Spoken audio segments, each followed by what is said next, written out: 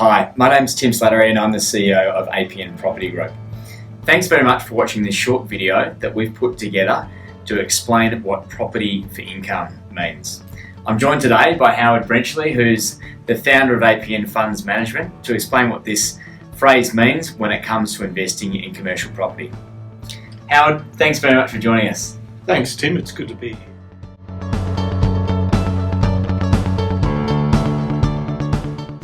Look, I thought I'd just start. For APN, property for income is very much central to the way we have always invested in real estate, and I thought you might start by just explaining what that phrase actually means in practice.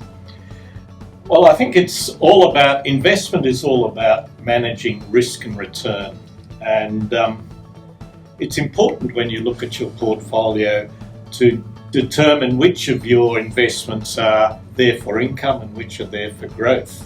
And that's sometimes very hard to do.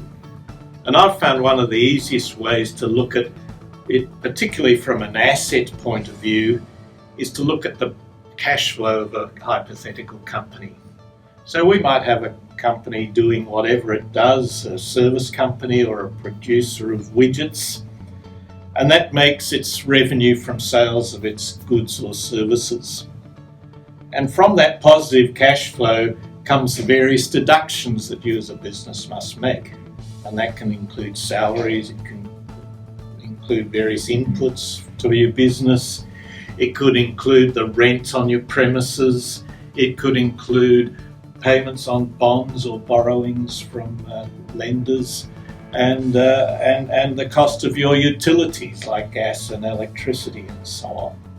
And it's after those deductions that you get from a cash flow point of view, your net profit or your net surplus or loss in some cases, and then from that you have what's available to give to your shareholders at the end of the year as a dividend or a distribution.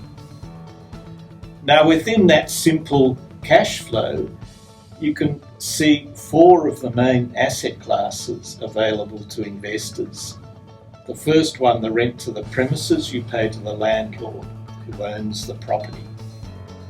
The second, the interest on borrowings, is paid to your banker or your debt arranger.